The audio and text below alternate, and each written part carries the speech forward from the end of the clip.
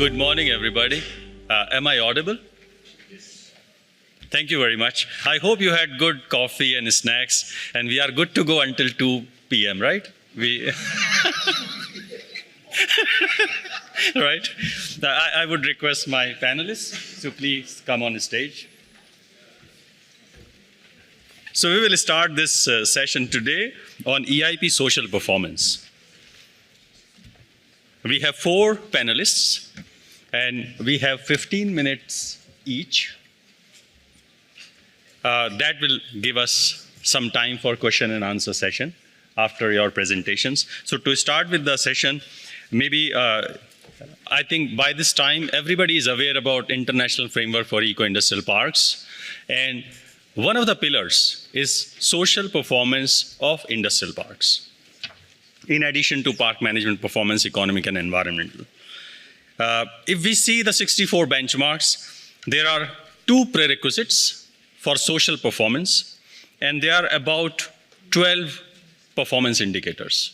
So in total, about 14 out of 64. So social dimension is also very important for transforming industrial parks into eco-industrial parks. And to talk on that, we have 4 panelists. And I would like to invite first Mr. Margi Kuma. He was here. Yeah, he's here, yeah. So Mr. Kuma will be talking about engagement of an industrial park with multiple stakeholders through the stewardship approach. So I would like to welcome Mr. Kuma on the stage, but it's taking some time, so let me introduce my other panelists. Our other panelist is Ms. Vanessa, and she will be talking about EIPs and youth. Now everybody is looking at numbers, 2030 agenda, 2045 agenda, 2050 sometimes, 2060, and I know one for 2070 as well. So I think by that time we will not be there. But youth engagement for eco-industrial park is very important. So everything is on you, Vanessa, okay, going forward. And then we have the results of a national EIP skill survey that will be, presented by Mr. Vasil Botha. And then our last presenter is Mr. Juan Pablo Caminetti, and he will be talking about leading the way in sustainable community development in Peru. So we are very eager to listen to our panelists. So Mr. Kuma, first, the floor is yours. You have 15 minutes for presentation. My colleague, Mr. Byrne, will be keeping the time. Yeah, if you press down, it will change to the next one. Yes. Okay. Yes. Please, time is yours. Okay. Am I here? Oh. Yes. Am I here? Yeah. Okay. Thank you. Having this opportunity just to share our experience, small experience regarding the industrial park, with engagement of multiple stakeholders. So my name is Margia. I am representing the Industrial Park Development Corporation in Ethiopia. So I am in charge of, the head of Environment, Health and Social Safeguard Department head.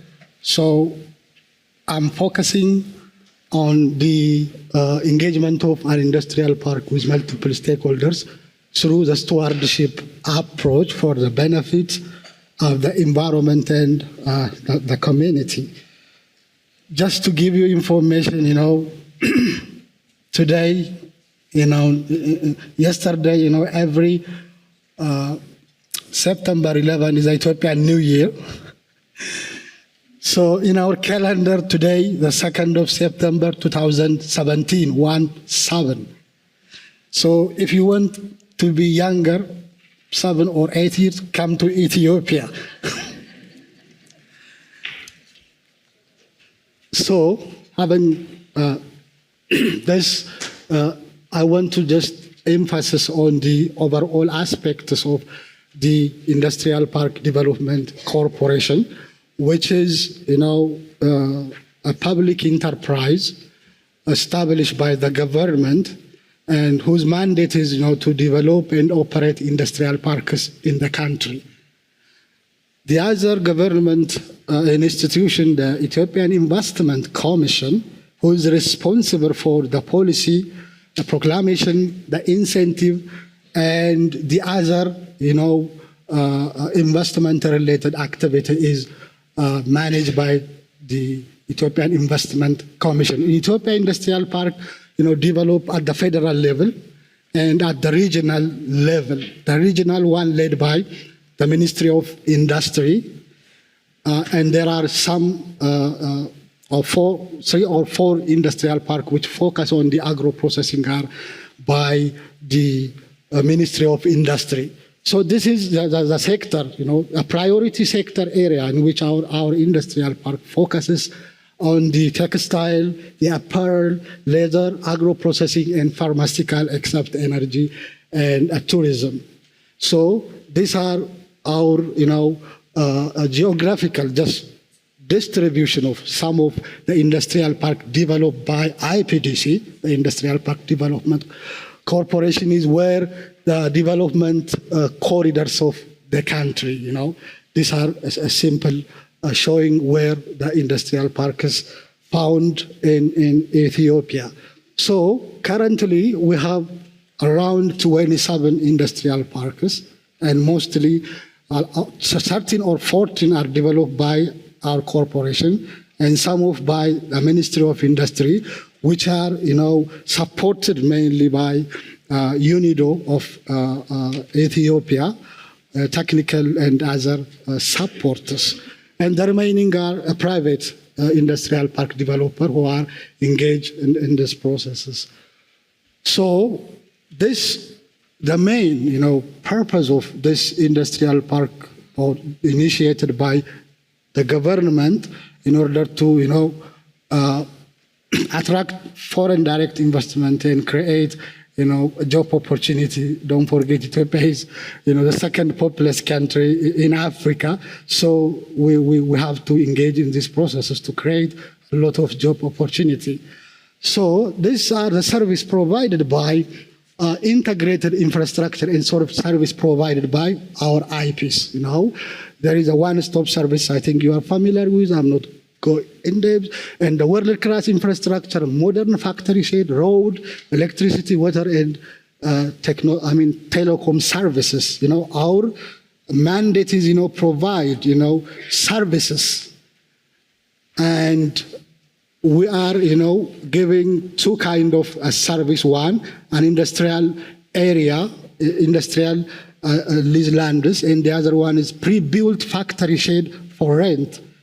And then we are providing different services. One of the services, the wastewater treatment plant, because this is focusing for one of the pioneer or flagship projects of the Hawassa Industrial Park, which is, providing an holistic wastewater services. So there is a zero liquid wastewater treatment plant already installed, which recycle or reclaim water for different purposes. One for production, and the other toilet flushing, and the other one for greenery. The waste treated in this wastewater treatment plant again can be used, for another purposes. We try to, use a water efficiency. The maximum use of water or reclaim water usage. And the other one is secure and safe living environment. There is an apartment for expats. This is a very fancy industrial park. This is, some general information. The industrial park I'm talking about, the Hawassa Industrial Parks, you can look at the information. And the other, the stewardship approach, especially engaging, the key government service provider, private companies, and development partner. The international framework for eco-industrial park is developed. The first one, if I'm not mistaken, 2017, and the second version is 2021. And then, with the support of the World Bank and other partners, we are looking below, such as G20 Compact with Africa, the IFC, World Bank, IFC, and the Korean Green Growth Trust Funds have helped us to produce or to prepare, the National Eco-Industrial Park Guideline, or the Ethiopia Eco-Industrial Park Framework Implementation Guideline. This is a very critical. If you see the international, in fact, categorized under the park management, the economy, the social and environment aspects, and there is criteria which focus on the prerequisite and the performance indicators. So we have to contextualize to our existing situation, because some performance indicators we cannot achieve at the existing. So, there is no any clear and specific rating system to say a given industrial park, eco. So there should be some kind of rating, either platinum, gold, bronze, or silver. We have to begin with at least the minimum.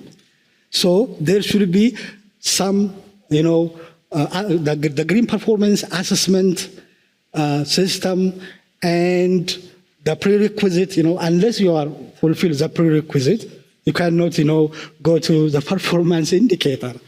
There is, for the case of this guideline, there is 38 prerequisite and performance indicators. 70 of them is the prerequisite, the remaining 25 is a performance indicator. There should be some scoring, and then finally, there should be rating to label the given industrial park is, eco, unless and otherwise it will be holistic to say eco-industrial park, because countries have different capacities.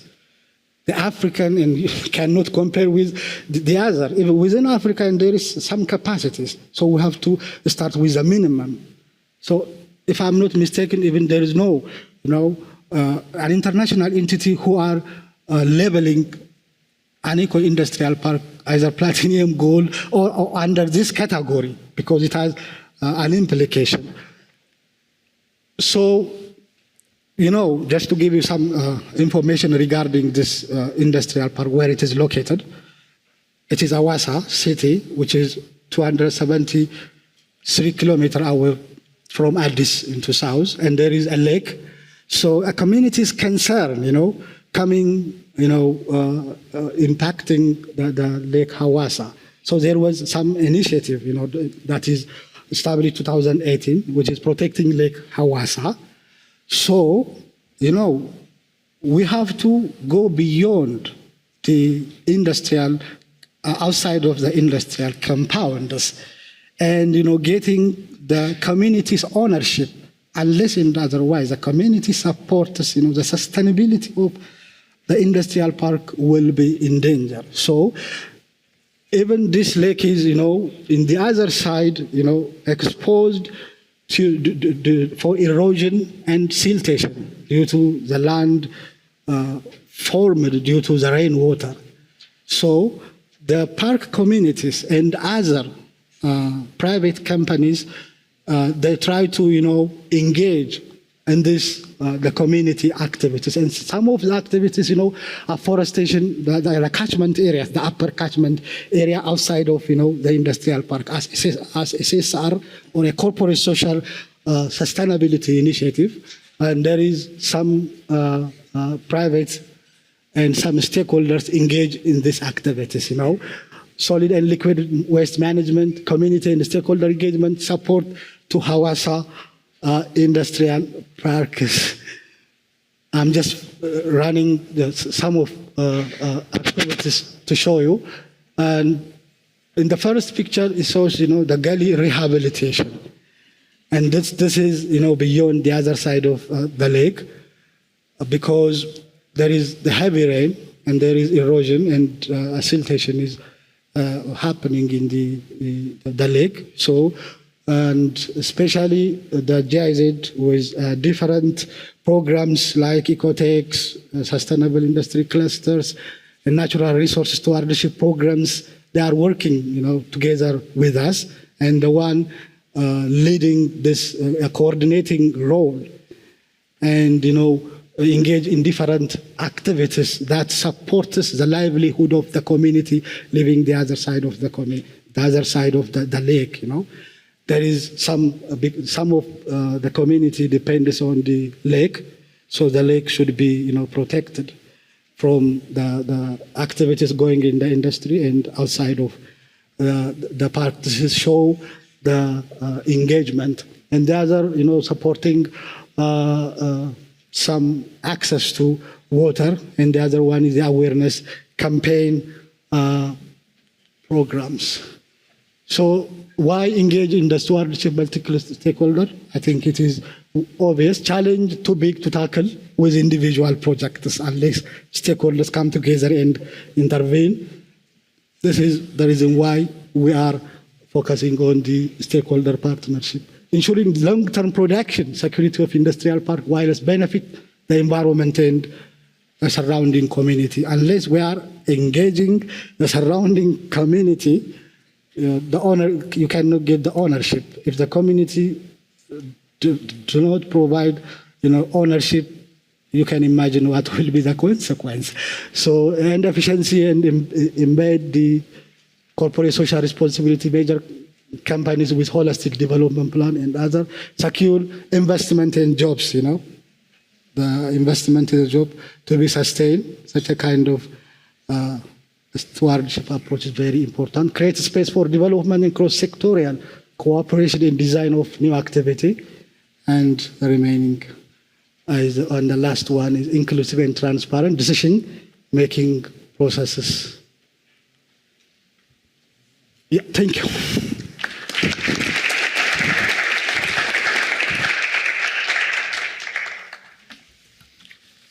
Thank you, Mr. Kuma, for an excellent presentation on this stewardship and protecting Lake Hawassa. It's a very good community initiative, I would say, with the engagement of so many stakeholders. Our next panelist is Ms. Vanessa, and she will be talking about youth inclusion in EIPs. We have a very good panel this time. I am from India, coming from Indonesia. We have a person from Ethiopia, Mozambique, South Africa, and Peru. So I think we represent the global South. This is yours. So, please, Ms. Vanessa, the floor is yours. Thank you. Can you hear me? Okay, great. So, I thought a lot about how to begin this panel because, when I arrived here, I was just like, okay, a lot of people here look like they have more experience than I've actually been alive. So, what can I share? And then, when I saw the presentations, I was just like, okay, there's a context, there are lessons, there's this transition. But then, Mozambique isn't really transitioning. Like, we've barely just begun. We're just even trying to prevent making the same mistakes of the past. So I just read the framework, the international framework that was shown. I really thought about it. I was paying attention to everybody. And it was only in this morning on an Uber ride that I really thought about what we really have to say, the similarities, and what Mozambique can really transmit to everyone here. So let me just give you some context about this special Uber ride that I had. The Uber driver was actually a young man or boy, because we were exactly the same age. He was actually literally born in the exact same year as me. He's South African, and we started to talk. He saw my expression. I was really contemplating, and he asked me, like, what are you thinking about? Do you not want to go to work today? I was like, okay. So I explained to him, I was like, yeah, I have this presentation. I don't know how to begin it. And he said, yeah, I get you. And he said, I wish I had a presentation to do. I'm actually unemployed right now. And I was like, oh, okay. That's weird. I thought that since South Africa was so advanced, that perhaps we didn't share any common ground here. So, this brings us to our conversation today, youth and EIPs. Oh, I think the wrong presentation is here. Yeah. While we fix this, I'm going to tell you about the industrial park that I'm coming from. I'm coming from an industrial park called Moss Parks. Basically, in Mozambique, we're still in this, not really a transition. Mozambique is practically eco-friendly in many ways. In the past, we've been in many lists of eco-friendly countries, but not because we're trying to, it's just because we haven't really industrialized to the point that we actually made any mistakes. We're very green, we use green energy.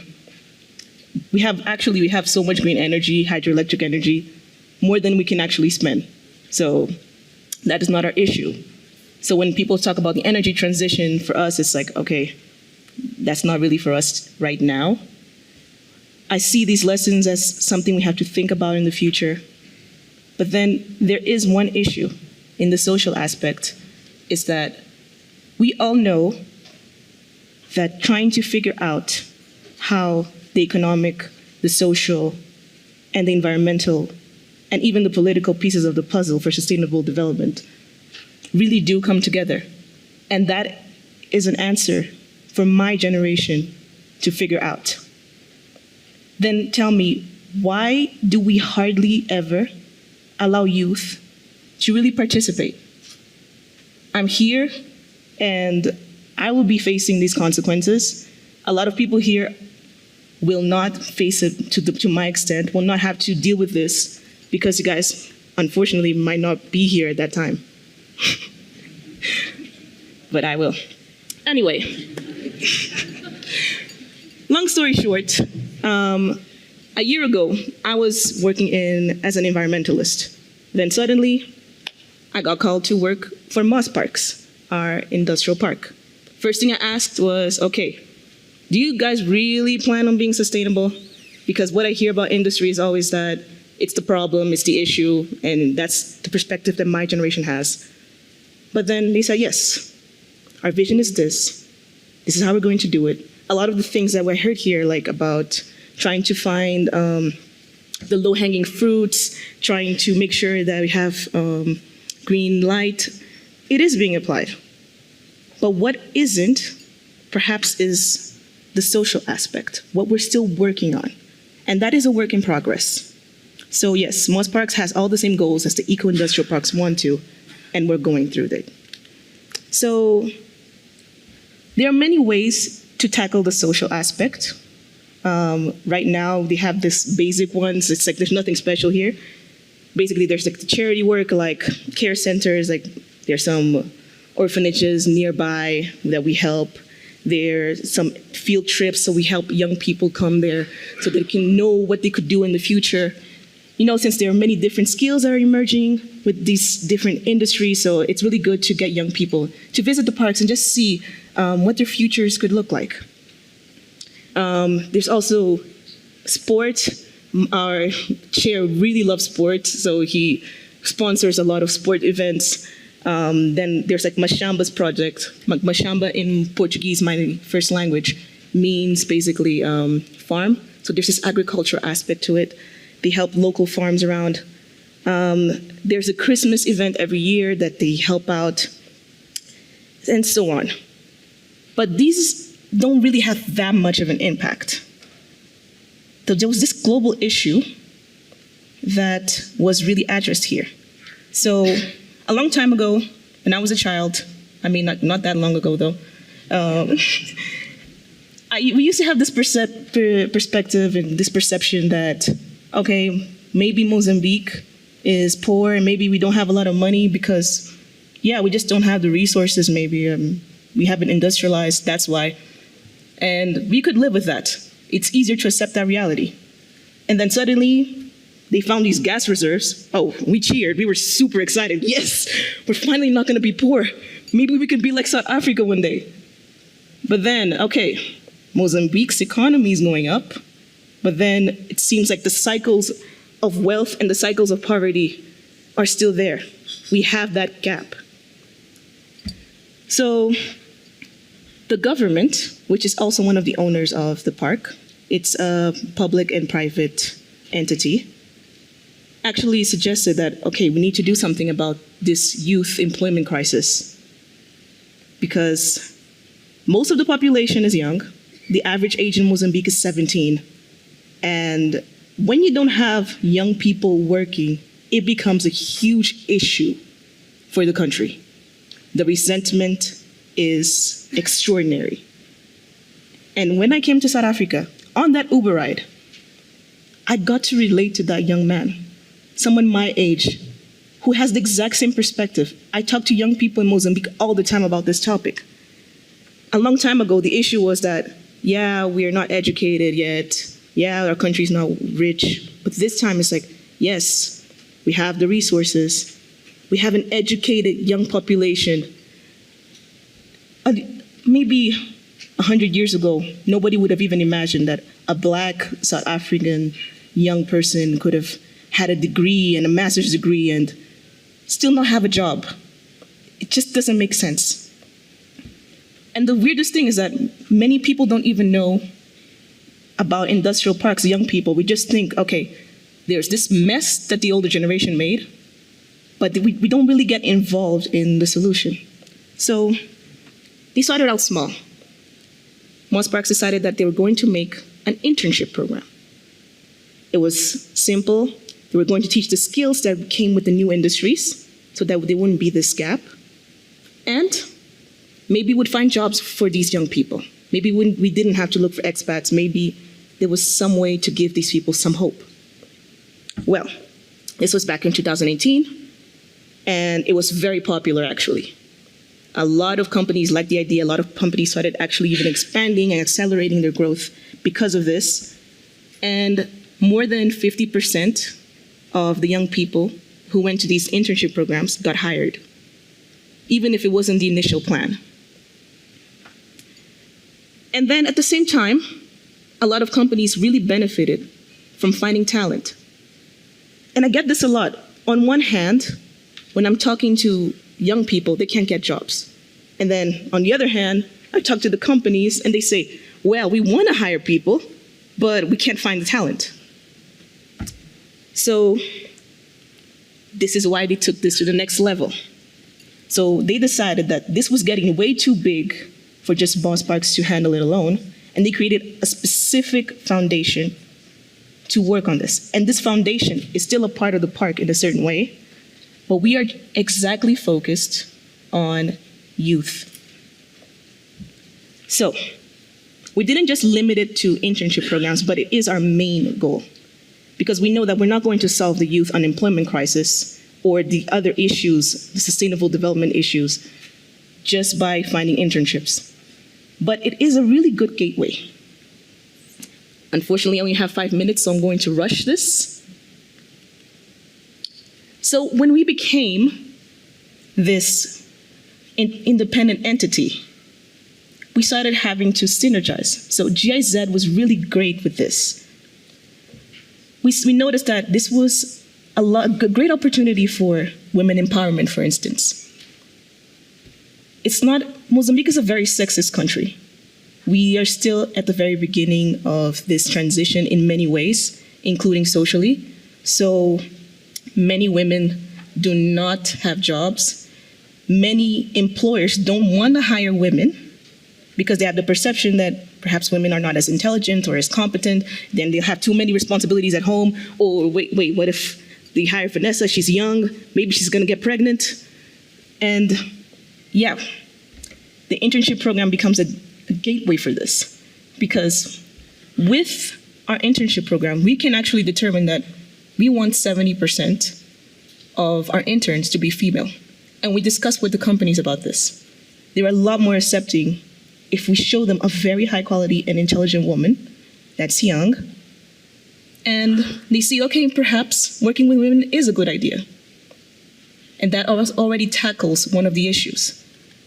Another way is supporting the green transformation. Like I said, Mozambique is not really trying to start to transform itself. It's more like we have these new companies that start out green from the very beginning, and we have many startups, and only some companies need to transition. But the internship program also helps with that. We can help young startups get internships, and this way it helps them accelerate. And we've been really getting good results with this. Another way is we also encourage the internship programs to companies that are in the transitions. For the few ones that already exist and might not be in the right direction, and decided to, okay, let's use solar power for this company, let's reduce emissions or something, then we see, okay, perhaps we can encourage this company with our internship program, because it is a win-win. And of course, we have to address the social inclusion. Like I mentioned before, there are many cycles of wealth, many cycles of poverty, and they're both equally strong in Mozambique. And this helps us also try to break that. As Moz Youth, we have the opportunity to work with young people. We don't just hire them into internship programs. We train them. How do you speak in public? How do you present yourself? Because there are many intelligent people that just don't know how to make a CV because their parents didn't have to make a CV. Their parents weren't educated. And then what do you get? The people who have been wealthy for generations are usually more eloquent. They know how to present themselves. They know how to sell themselves. And here we're saying, no, you're actually great potential. And we're going to teach you how to show that potential to the market. And even if the person does not get a job through our internship program, I get many young people who come to me and thank me for all the tips that I gave them, all the tips that we gave them as a team that made them a lot more employable. And that is one of my favorite aspects of this internship program. Well, that was it. Vern just gave me a 1-minute call. But what I do want to say is that I timed this well.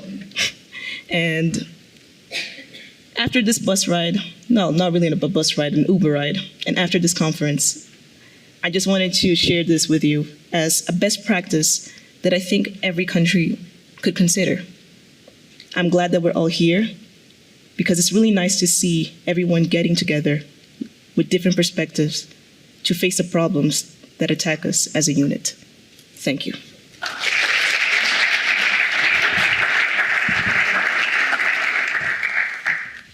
Thank you, Vanessa, for bringing this perspective.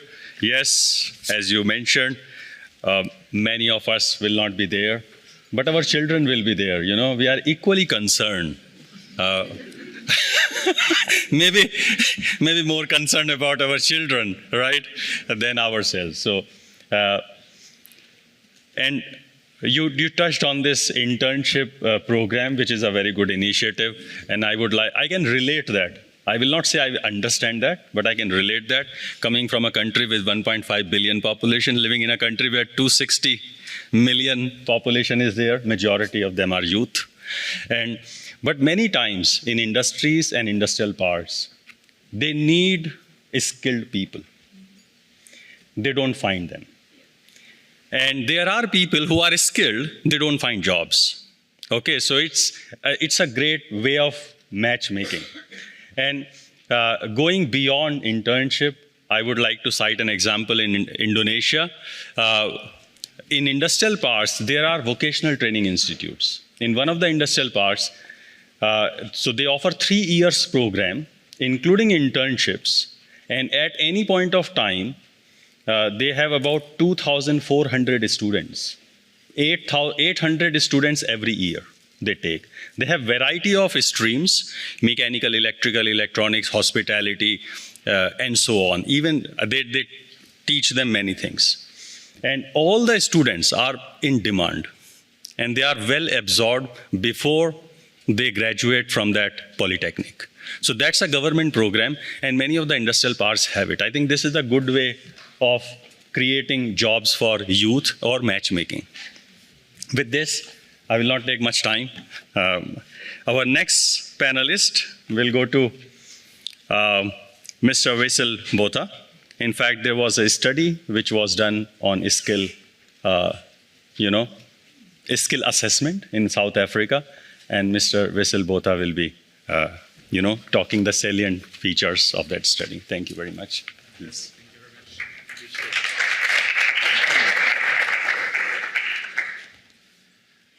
Okay, can you hear me? Is this one on? There we go. So apologies, I like walking around, guys.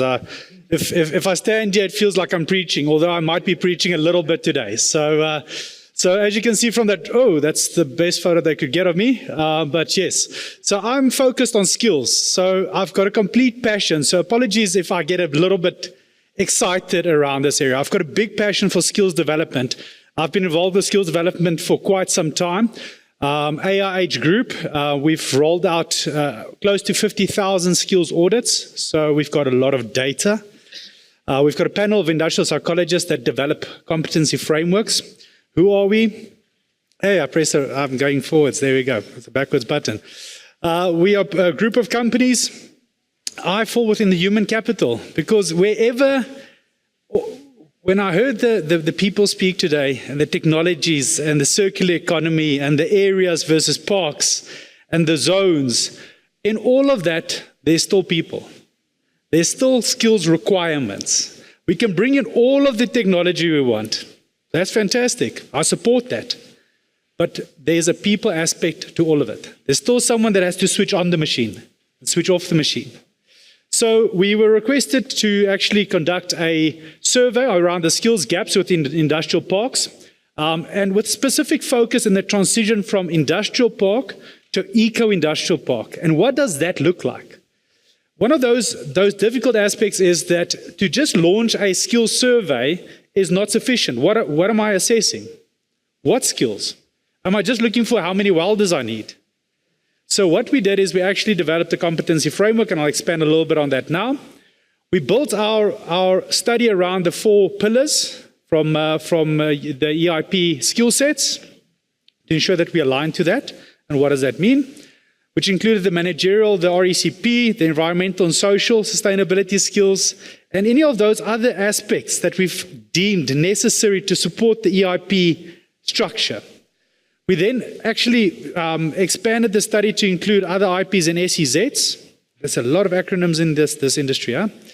And then we also had to kind of recommend some customized skills gap closure, or at least a roadmap as to how do we close these gaps.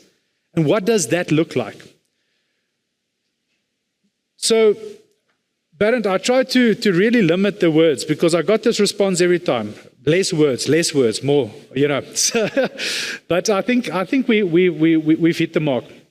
We basically developed a competency framework with definitions, and it was clustered into 4 major areas. And the parks that we're focused on is our East London IDZ, Puterechaba Industrial Park, and Isitebe Industrial Park. The survey was extended to all IPs and SEZs that were listed, that we actually had information for, that were engaged with us, so for the actual survey. What are those 4 major cluster areas? Firstly, what is my operations and my governance? And you'll see, okay, so I'm not going to expect you guys to read each and every word on these slides, please. I quickly just want to run through this. The operations and governance, which would include my legal services. What does my leadership look like?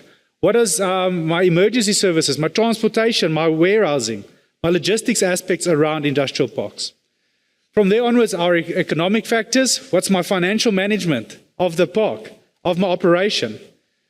My environmental factors, obviously, especially in the transition from industrial to eco-industrial, around my environmental management, water, sanitation, energy, electricity. Social dimensions. What have we spoken about quite a lot this morning already? Stakeholder management, stakeholder inclusion, community services.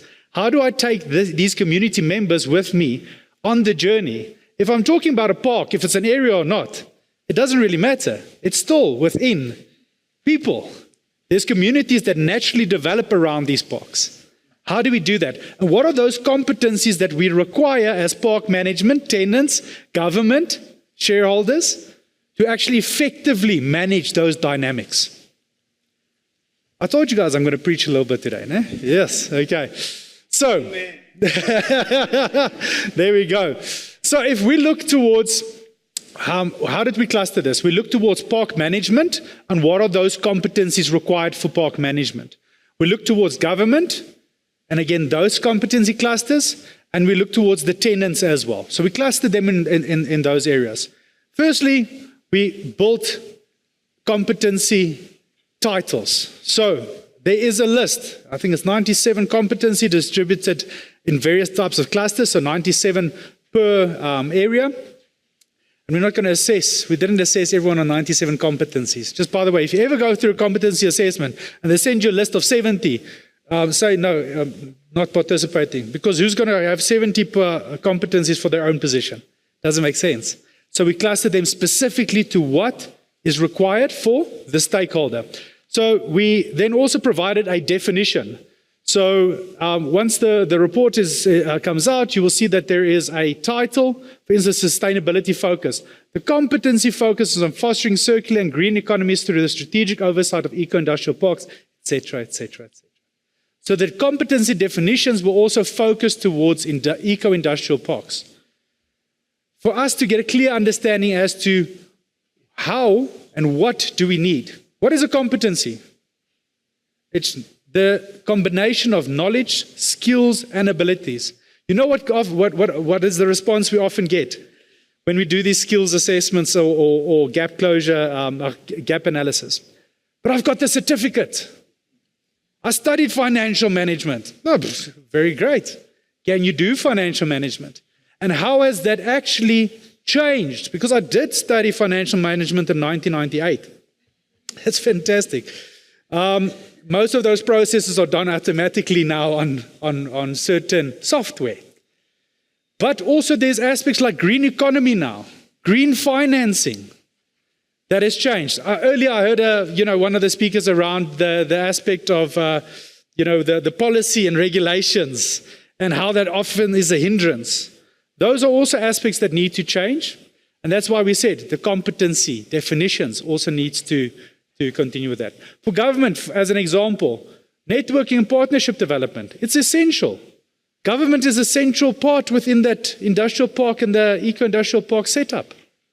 They need to facilitate. They need to understand systems thinking.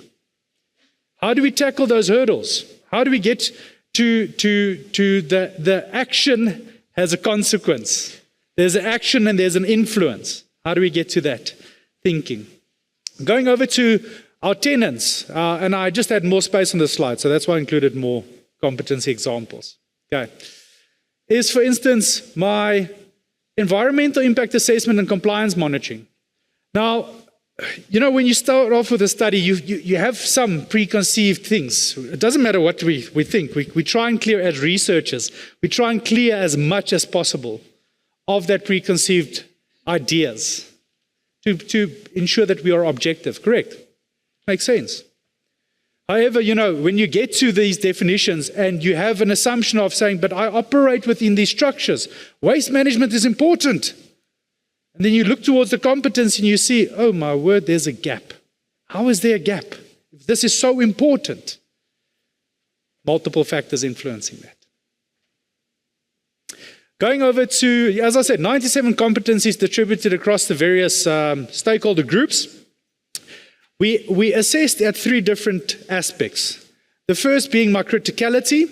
How critical is this competency to an eco-industrial park, or to at least transition from a current IP to an EIP? The second one being scarcity. How scarce is it? How difficult is it to find these skills? So Vanessa, on that, by the way, I need to chat to you. If you want me, let's roll out skills development across Mozambique. We can do that. Again, big passion for it. But how do I have youth that's got skill, but they are unemployed? That doesn't make sense, But again, quite often mismatch between demand and supply, by the way. Okay, but how scarce is the skill in my area? Thirdly, my proficiency. How proficient are we within the park around this specific competency?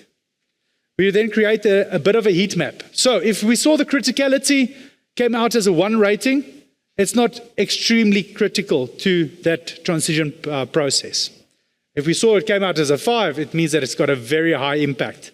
If I don't have this skill around me, if I don't have this skill pipeline moving into my industrial park, going into eco, then I'm set up for failure. Scarcity, obviously, a very high level of scarcity indicates I can't find the skill.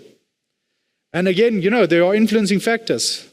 An ELITS versus a Putedechaba versus Isitebe. The comparison in terms of geographic location, access to higher education, further educational structures, and so forth. Only 5 minutes left. Hey, Bernd, but I still have 15 minutes that I want to talk. I'm joking. And then lastly, my proficiency. How proficient are we in this? If we saw that it's very low, it means that there's serious development. And how do we actually close those gaps? So going over to our main findings. Well, a lot of information. Again, I want to just highlight a few things. Again, we clustered it. This is for government as an example. Wherever we see there's a cluster. Remember, we developed various clusters, and then we had competencies under each one. If we say, for instance, the gap level is average, it means that it can be addressed. So there is some level of green economy awareness. When you are engaging, there is green economy awareness. The other aspect of this is that my park management, you will see that there's quite high levels in terms of gap levels in terms of advertising, asset management, change management. Change management came through across all of the various parks as well. And then we've got aspects, like your IT architecture, where you would think as part of park management, that is a drive for us, information technology. Certain parks have kind of developed that skill around, the support skills. As an example, one of the speakers earlier said, how do we not create that as a support service within our parks? And I think those are gaps we've identified as well. And then going over to my tenants, quite high levels in terms of facilities, financial management. Quite often we found that the financial management aspect, as an example, would have that there's basic financial management, but there's a lack of the skill within the tenants, park management, as well as the government sector. And it's normally because it relates specifically to green economies, and green financing, and what that means. So these were the main areas, main findings. If we are looking towards, in terms of the industrial parks to eco transition, energy and electricity management, the aspect of leadership, research and knowledge management, water and sanitation. As I told you guys, we understand that this is very important. But when you get to the actual skills assessment, you find that that is lacking. Community services, but we operate within communities. Stakeholder management and engagement. Okay, so some of the limitations and challenges. So as an example of one of these, and you guys are more than welcome to read there in the background, is when we engage, we get to a park and they respond to say, oh, I can't reply to your survey now because we've run out of data. 2024, that does not make sense. You guys understand, it's a practical network infrastructure aspect. So those also have influences on my parks, obviously. So what are some of the recommendations? Look at creating some single interactive platform from UNIDO's side. As an example, remember it was specifically around this study. Something around my projective analysis in terms of what are those technical and managerial skills. We need to break it down further because we only have kind of a competency framework for the overall management aspect.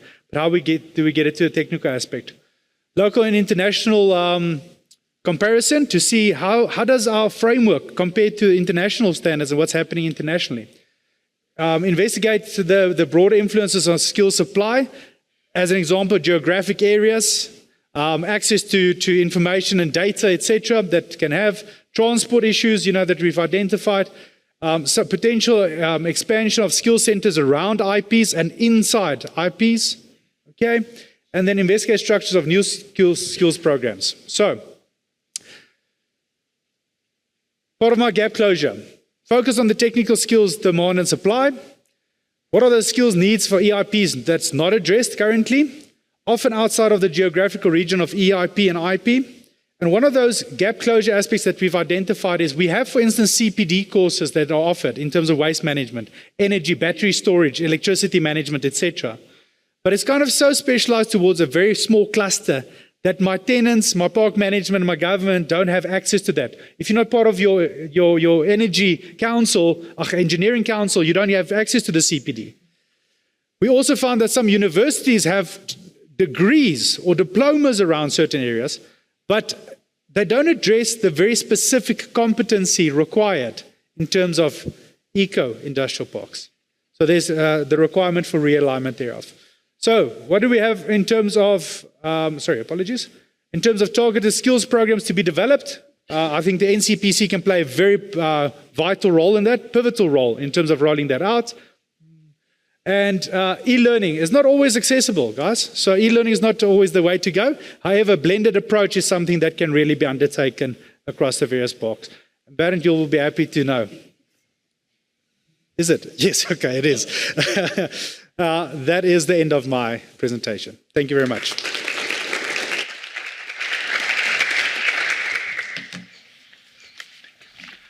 Thank you, Mr. Botha.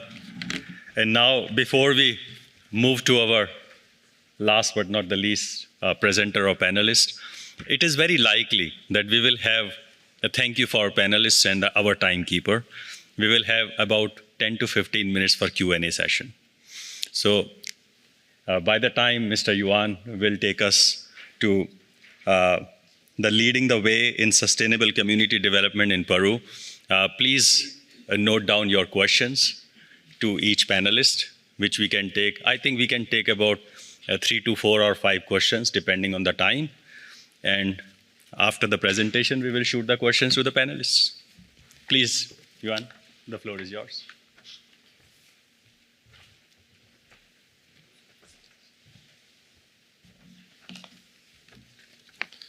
Can you hear me?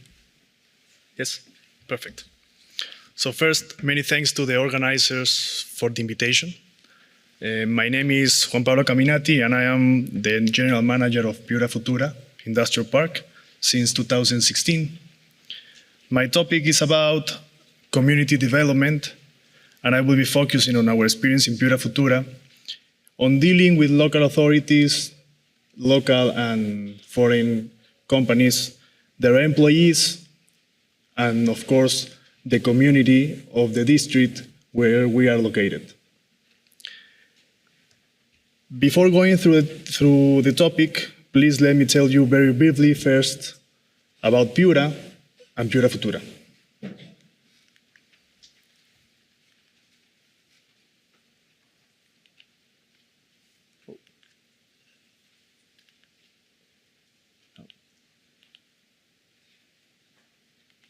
Yeah. So, many of you will wonder, where is Piura? Okay.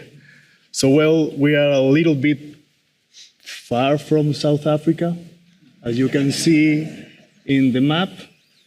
And I won't tell you how long it took my flight to get to Johannesburg, because I don't want to discourage you guys to visit Peru in the future.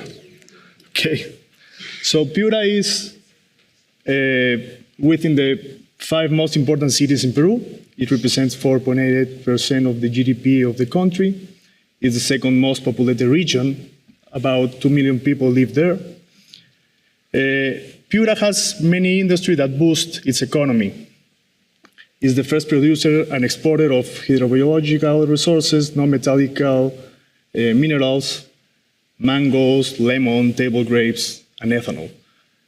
Just to let you know something curious, if you are in the US, in Europe, or maybe even in South Africa, between December and February, if you buy mangoes or grapes in the supermarket, you can take a look.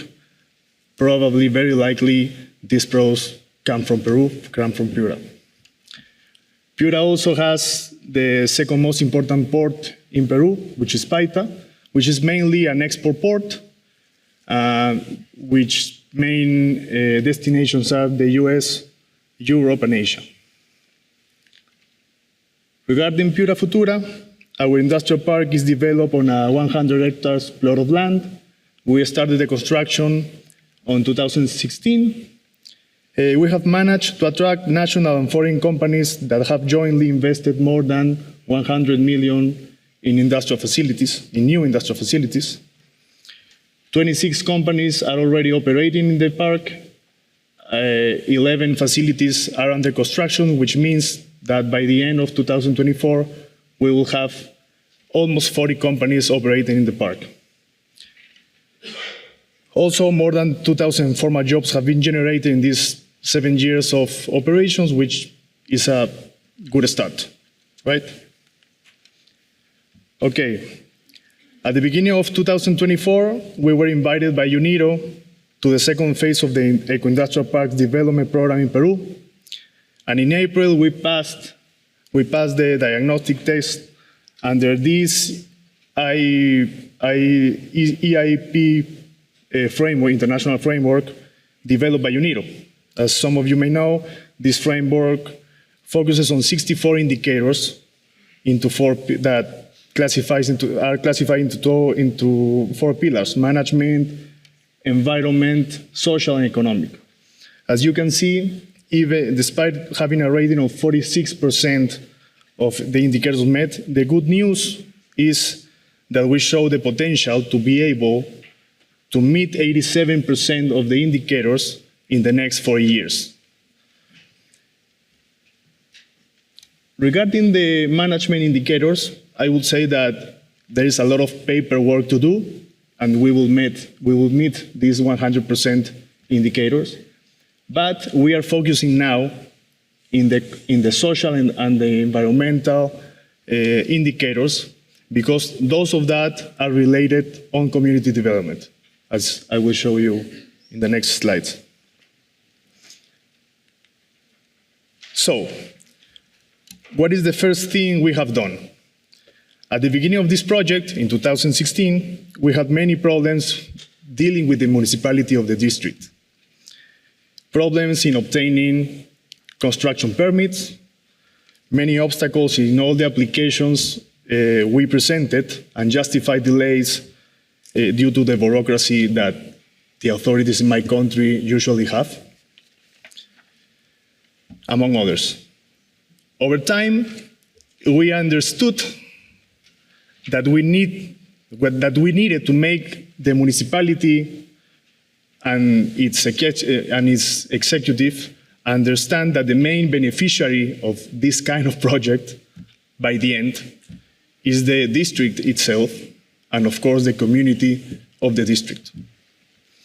So that we approached to them, and we proposed to sign an institutional cooperation agreement that was finally signed 2 years later. It was a lot of work, but we couldn't make it. This agreement now is helping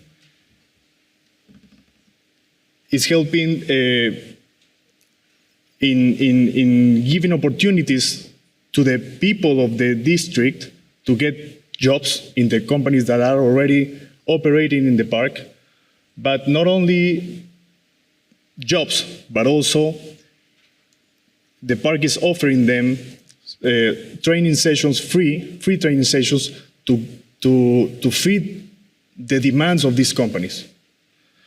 Also,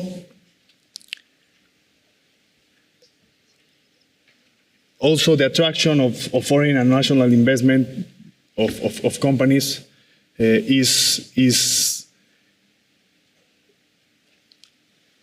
getting the park the construction of new facilities. These new facilities generate more profit for the municipality because of the collection of property taxes, for example, right?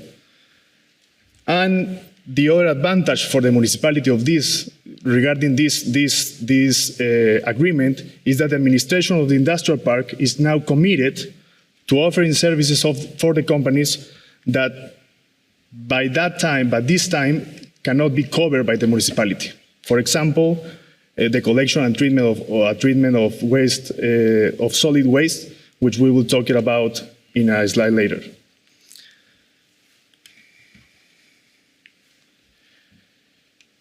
Although it may seem incredible in this area of the city, and to be honest, in many parts of the country now, inefficient methods are still used for wastewater treatment. Processes that are already prohibited in other countries are still enforced in Piura. In our case, we are connected to the city's public network that treats wastewater in these oxidation ponds that you can see in the picture. Imagine that with the technology that now exists, we can reduce the space of 20 hectares that is already occupied in only 2 hectares if we do a proper treatment plant for this service.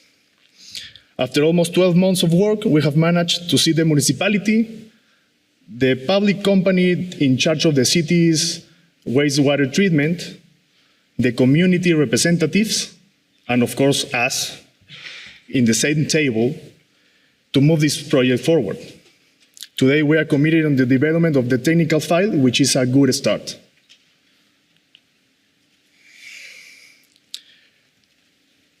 Development of decent and equitable jobs.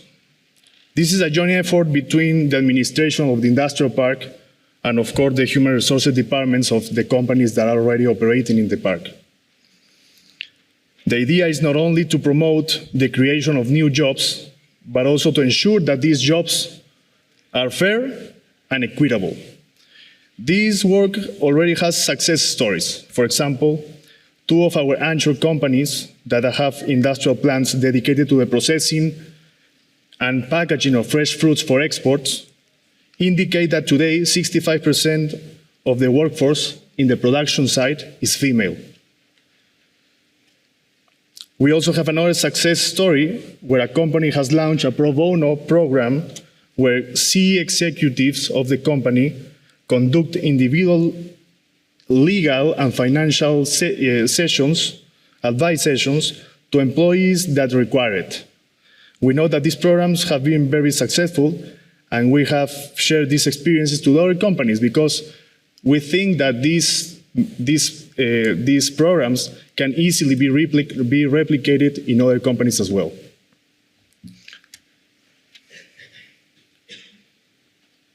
Regarding the development of social infrastructure,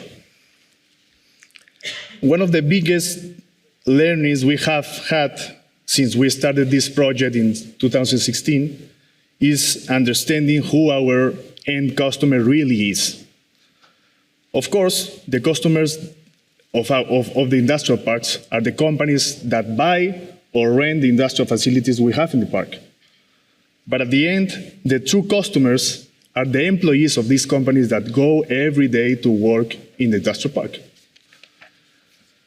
Simple things like the implementation of a cafeteria, plenty of green areas, or a football or volleyball pitch inside the park are very well evaluated for the employees.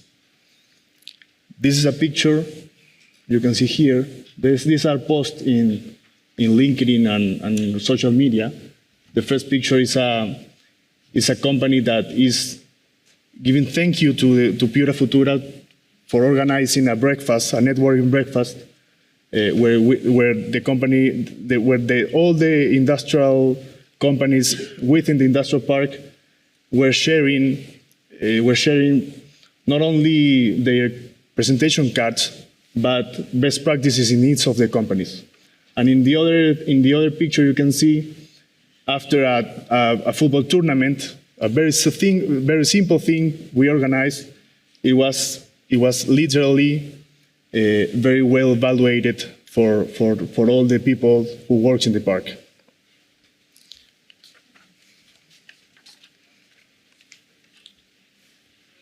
As I mentioned at the beginning, part of the agreement with the municipality was to take charge of the treatment of solid waste within the industrial park, and we have been doing it from the beginning under certain rules that all companies must comply with. For example, companies must give us their solid waste already segregated. It was difficult to make them understand that, but if they do not that, we do not collect it. We have a collection center where we operate since 2022, and where small and medium-sized formal recyclers of the district come to take reusable solid waste. As the industrial park has developed, opportunities for industrial symbiosis have also begun to appear between companies where the waste of one turns out to be raw material for another. I think Klaus and Christian were talking about that in the morning, very interesting. We have an example of that with, for example, with discarded wooden pallets from an industrial plant that are useful for the manufacture of wooden chairs and tables. Let me come back to here. You can see in the cafeteria, all these chairs and tables are made of these discarded wooden pallets. And finally, climate change is a reality, and we cannot ignore it. In Piura, we were used to have an atypical phenomenon of very intense rains that in the past occur every 20 years. It is called El Niño. You may hear about that. However, this has changed drastically. Only in the last 6 years, we had already 3 Niños. So this is going to happen more frequently, definitely. This is why we have begun to prepare to face this change with the infrastructure you can see in the picture, to be prepared for these intense rainings. And the positive thing about this is that the municipality and the community around us are beginning to imitate these actions, which make us feel somehow proud. I do not pretend you remember all I have been talking about for the last 10 minutes, but next time you buy mangoes or grapes in the supermarket, check where they come from. Very likely they come from Piura, so you will remember me and Piura Futura. Thank you very much.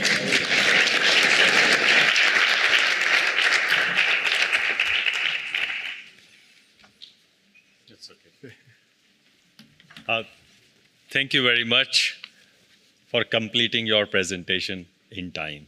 So we have adequate time for question and answers. I have many questions, but first right will be given to the audience. I can ask my questions to you separately if required. So maybe, okay, first question, and second question, third, fourth. Let's take 4 questions, okay? 5, okay. 5 questions. Please. Before you start your question, please shoot your question directly, okay? Don't give a lot of background and all that, okay? Please, my request. So this question is to any panelist that would like to answer. The question is, how do we address the lack of mobility or affordable transport when addressing youth employment, specifically in South Africa, if you can, but otherwise in the country that you come from? Thank you. Okay. So maybe because Mr. Botha already did a lot of, no? No. Okay. Vanessa, Yes. Vanessa, yes. She put her hand up. Yeah, we usually address this by making sure, or at least trying to find the closest person to that area. So in Mozambique, many industrial areas are the places that have the least amount of qualified people. Most qualified people live in the south in Maputo, and our biggest industries are actually in the north of the country. But there are intelligent people around that area, and we usually try, at least to the best of our abilities, to reduce mobility and try to find more local talent, for at least in the province level. There's always going to be at least one person. Now, if you have to, then we would have to discuss with the companies about maybe providing some housing for them or anything. But to avoid that, it's better to find local talent. Can I maybe expand on that as well, if you don't mind? Apologies. So one of the things in South Africa is exactly getting the people to the places. So by the way, AIH also, we actually have operations in some of the industrial parks. So we speak from experience. And what we've actually done is we've spoken to the park and understand that there's multiple tenants with even employees and youth needing to get to operations. So we've actually started creating enterprise development aspects. Now, companies contribute to enterprise development. and supply development, and starting to create small businesses for transport where people will say, okay, I'll pick up 5 of you guys, but you all club together, you all give me 100 Rand or so for this. And that's starting to pick up. So quite a lot of the times, informal aspects being formalized a little bit more, but you need the engagement platform for that. Yeah, actually, now that Wessel spoke, he reminded me of another strategy that is often I told you we're going to work together. I know. Yes, there are many initiatives to actually train youth in certain places in Mozambique. Yeah, lovely. So they could do, I'm not sure if they do this in South Africa, but I think it's a good initiative. If the talent does not exist there, then the plan should be to try to teach people in those areas how to work in the industries that exist there. Like it. Nice, thank you. I think panelists answered your question. Maybe we go to the next question. Yes. Hello, everybody. My name is Pelele Ndungane. I'm from Eco Transformers. We're a circular economy company. We use garden waste and agro waste to produce compost. And obviously from that, we then sort of develop training manuals, to sort of transfer the skills on and train other people. So my question is, in terms of measuring and reporting the impact, and directly to you, Mr. Botha, and especially around, you mentioned the competency frameworks. How do you sort of measure, and report in terms of that, especially in trying to make yourself,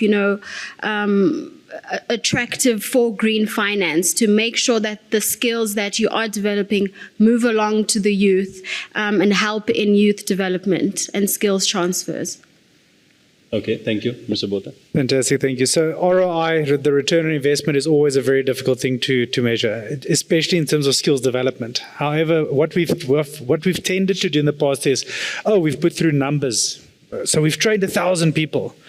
But training for the sake of training and skills development for the sake of skills development is not value contributing. So one of those aspects, and why the competency framework, is start aligning the actual needs. So I don't always need someone with 4 degrees to come and work for me, but I need someone, as an example, let's use welding. I need someone that is a specific coded welder for something specific in my operations. And I think if we are looking towards advancing that and actually addressing that and start measuring it, there needs to be an alignment between the policy, the youth empowerment schemes, the youth employment schemes, because there's a lot of money flowing towards that. We need to be honest, as in South Africa at least. There's money flowing towards that, but it is just putting out numbers. So targeted interventions aligned to specific skills needs within the area. And that's what I think we've been missing for quite some time. Then you'll get to a point where you actually have return on investment measurement that can come into play. I hope that's answered the question. Fantastic. Okay. Thank you, Mr. Botha. Now we move to the third question. Yes, please. Hi, good morning. My question is for Wessel. My name is Katlego. I represent EcoCare, which is a waste management company located in Garankuwa Industrial Park. Okay. We operate a MRF, which is a materials recovery facility. And the state of the park is shameful. Yes. It's dilapidated. Yes. The crime is rampant, cable theft. The factories are being stripped bare, daylight. There's no law enforcement. There's no services rendered whatsoever. And we have just recently been a beneficiary of the NCPC solar installation, and our solar is at risk of being stolen. Yeah. Insurance companies don't want to touch us because we are high risk. And so I just want to find out from you, have you had any experiences with such industrial parks in the state, and what can be done? Thanks. Fantastic. So I'm not sure when the next presidential running is, but I'll put up my name for that. So I've got a few answers. No, I'm joking. Just being very so a joke. But So can I tell you, when we launched this study, and I've been involved at those industrial parks, been involved at the very remote and then very centralized industrial parks. It is a big issue when you arrive at parks and the grass is growing this long, half of the security gates are not there anymore, the steel has been taken out. They create an informal job creation from removing certain things. But one of those aspects that I can say, how do we address it, is in part is ownership. So quite often there's not ownership around it. Oh, it's someone else's park. It's corporations coming in, setting up stuff, using our local resources and getting out again. So quite often it's a stakeholder approach. If I've got ownership, then my conversation starts changing. So stakeholder engagement is one of my big passions. If I have some ownership, so I give you 2 bottles of water, the one you worked very hard to buy yourself, the other one you got for free. Which one are you going to look after? I'm going to look after the one that I worked hard to build myself. So if there is some form of ownership that we can create through the stakeholder aspects, as well as I don't always think that the inclusion aspects, where people see the value of the parks to local areas, is unfortunately not always addressed. My last part of the response is quite often the lack of capacity and competence, and that's why we included it into the framework around what is expected from the various stakeholders. So everyone goes, oh, but it's a tenant thing. Oh, it's a park management thing. It's a government thing. Meantime, if we've got the various stakeholders, it's a stakeholder thing. So do we have the competence to manage that? And I can tell you in certain areas, no. Other areas, yes. So I can't divulge exactly and say this one and that one. But for instance, basic financial management was a lacking competence across various of these stakeholders, and not pointing specific. It's across various parks, by the way. So yes, there is need of that, those 3 aspects. Hope that's answered. Thank you. In fact, for those kind of things, maybe my answer may not be correct, but it can be handled in 2 ways. Either you make your premise more secure, or you go for a community outreach. So majority of things, in other words, have been seen in those areas where neighborhood community is not inclusive of the overall development.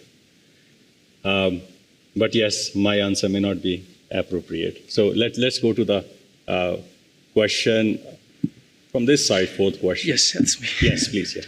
Okay, thank you. My name is Isaias Samuel. My question goes to Mergia and Vanessa as well. So Mergia, you told us about water stewardship focusing on the catchment level intervention. So I know that Hawassa Industrial Park is the biggest one in Ethiopia. It covers, I think, over 140 hectares of land.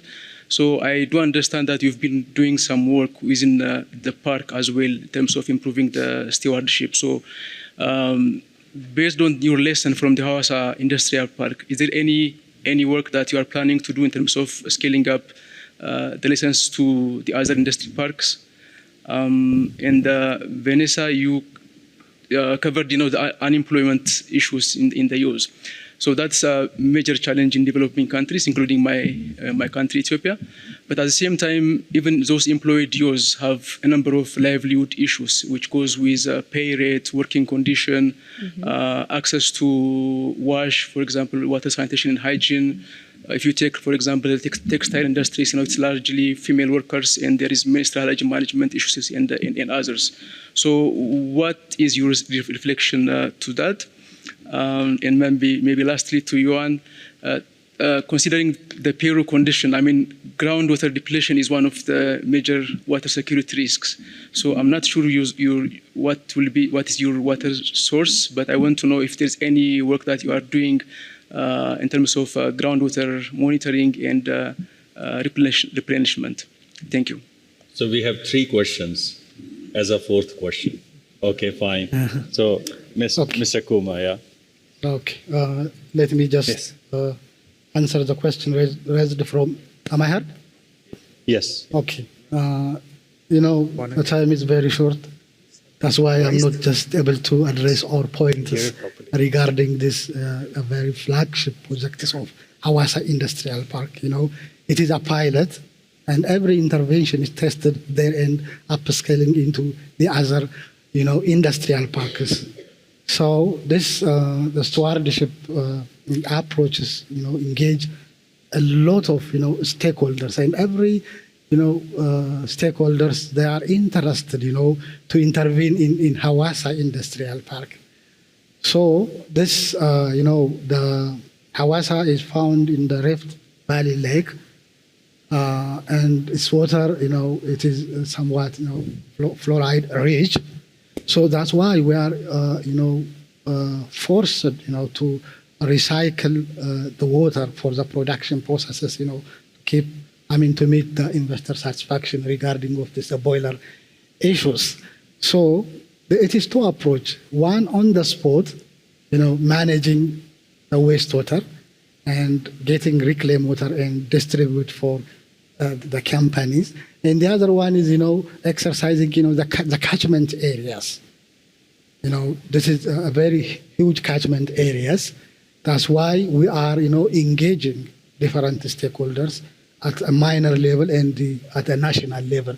We even established the sustainable industry platforms, which coming together different stakeholders to intervene in their focus area in order to avoid, duplication of efforts while, exercising this. So based on the Hawassa experience, we try to implement in another like Adama and Dredowa Industrial Park. I think that is enough for. Yeah, thank you. Thank you, Mr. Kuma. Vanessa? All right. Thankfully, this is something that we had already thought about while designing the project. Basically, the interns, first of all, do not belong to the company. They belong to Moz Youth. This way, we are the ones who get to control whether they remain in that company or not. They have a contract with us. At the beginning of the internship, we have a health and safety course that we give every single intern. We discuss with them about their rights as interns and as in the labor market, because most of us are still very desperate for work and we don't know our rights. So we might accept conditions that don't make any sense. So this is one thing we always do. What do we do afterwards? Yes. After that, we monitor. There's a diary that they send to us on a weekly basis so that we can know what's going on. There is a hotline that they can call in case of emergency. And these things work, at least so far. Once in a while, we also call them to see how they are. This year, we had to remove 15 interns from companies that were not treating them properly. And we only return the interns once the company has fixed those issues. And then we have to monitor the interns again to see if the issues are actually fixed.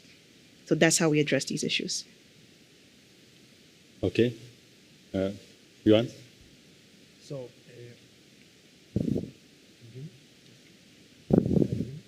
I think you can lose. You must just. There we go. I can hear you, but I don't know whether at the back.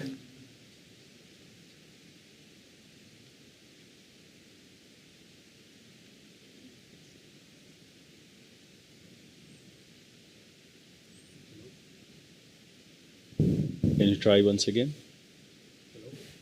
No. no.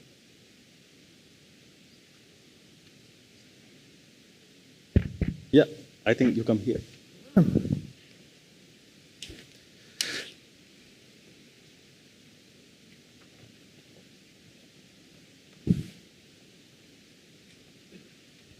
Can you hear me? Yes.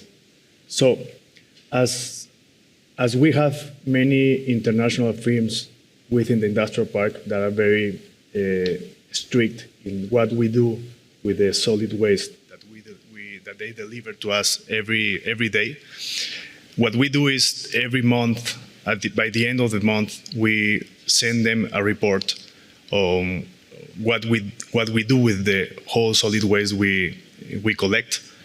And of course, we give them a certificate that they dispose of the waste, the solid waste, that have to be disposal was correctly disposal. This is what we are doing by now, and this is a requirement of these big companies. I don't know if I answered your question regarding that. My question was, on the groundwater use and monitoring. Groundwater depletion is, I hear that a lot of issue in Peru. Groundwater table, like groundwater monitoring of something like. Yes, yes. We also do that. Not every month, but every for at least twice a year. But not only us. There is a local authority that is in charge of that, and they are very strict on that as well. Yeah. Okay, and then last question. Yes, fifth one. Just use your microphone.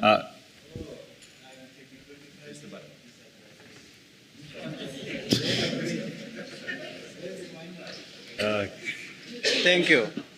You see, sometimes to be technologically disadvantaged, it's a challenge. My name is Samuel Mashimba. I'm from Tembisa, EnviroCare Tembisa. We are a non-profit company that is involved on cleanups in terms of the protection of water and the environment. In Tembisa, we do have Kanza Industrial Park. I'm not quite sure it's still in the system of the city of Ekurhuleni. But what I want to get is that was that area being considered when you were conducting your skills audit regarding that? And then the other angle that I've observed during the presentation is more on job creation opportunities for the young people. But we don't encourage those young people to be self-reliant. You get what I mean? In terms of supporting them, maybe to go back to school, and then if they are qualified as chartered accountant, they can establish their own companies. In Tembisa, we are facing this so-called, meaning we're facing the high rate of unemployment, but look at the amount the government is spending when coming to this 350 rands. So wouldn't it be fair if that money is used?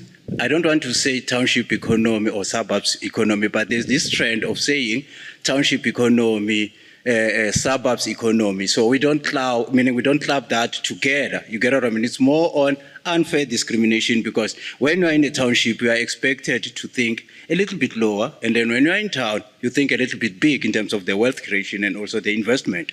And then you check the investment when coming to opportunities on business side for township and the suburbs. It's not balanced, you get what I mean? So that is my humble request regarding that, to say we should balance and say if there's an eco park, maybe let's say in Sentin for that matter, it should also apply in Tembisa. And then those that are residing in Tembisa, they should be the co-owners. Because now you find where in the government becomes the dominant of that, because they do have a capital. They will fund that particular project, but who will be able to sustain that? Because there's a gap between their users or those that they reside next to that particular opportunity and the government. Hence, you'll find a situation where they strip each and every equipment in that particular eco park. I hope I didn't confuse anybody. I think in Zonga, and then when I address people from international countries, I become a little bit, thanks. Fantastic. Thank you for the comment. And if any of the panelists would like to respond. So in terms of the skills to audit, add. I think the first portion, if you would allow me, were they included? Yes. Was the participation high? No. Again, that was part of the challenges and limitations. We also we had a limited time frame, limited budget. We couldn't send out people to each and every park because that's not me. No worries. Because quite often that's what we like to do. We like to go there and get the information if we don't get hold of the people. So there was a lack of engagement from that park, if I remember correctly. But again, remember we distributed to multiple parks, but our main study focused on those 3 parks, Ilitz, Isitebe, and Putirichaba. But we did expand the survey. The other aspects, those are a lot of socioeconomic aspects to unravel, and it leads into what was asked earlier. The ownership aspect, if that gets addressed, you've got less of the stripping of materials and so forth. So yes, there is the consideration for socioeconomic development and profit development, company development, enterprise development, SMME development, and so forth, needs to be balanced. And I think that's part of what the approach should be. Thank you. I think he responded very well to your question or suggestion. I think with this, we will close this session. Request to give a big applause to our panelists. Thank you very much for sharing your ideas and your presentation. And Thank you. Well done. in the last couple of sentences, I would say the EIP framework. Also, there is another dimension. We are moving towards digitalization and Industry 4.0, and that also has some kind of social aspects related to it. Many think that will take away many jobs. So, in one of the indicators in international framework for EIPs is also whether the industrial park is doing some kind of social assessment Exactly. of the implementation of Industry 4.0 and digitalization. Yes. And many times we have seen parks always try to have this advantage, oh, we have this much population, female workforce, people with disability, but are they by default, or you have certain policies to employ them? So I think that is also another thing which industrial park should think about it. Yeah. They should not just say that I'm having a garment industry, and garment industry has 90% of the female population, so my gender balance is fine. But do you have actually some policy that you will specifically address this gender, youth, people with disability, and so on? With these words, thank you very much for your patient listening, and I would like to give the floor to Bernd for maybe some important announcements. Yeah. Thanks, Salil. I don't want to keep you from lunch. We will start your normal time on the program. Please have a look at your program to be on time so that we don't end up finishing too late this afternoon. There's a mystery prize giveaway after lunch. That's to make sure that you come back. Okay? But you've got to stay awake in that session, which is the graveyard session. Okay, so there's a double whammy in that one. Just quickly, those of you who want to tweet, go on LinkedIn. There's some hashtags. Okay, so hashtag Sustainable Industries 2024. It's a long one. Sustainable Industries 2024. That's the one. And the second one, NCPC Conference 2024. Okay, but I would honestly go for the Sustainable Industries 2024 because it has a much, much broader reach globally, okay? As much as I would like to take over the world being NCPC, I'm not going to go there. Okay, enjoy lunch. We see you back afterwards. Thank you.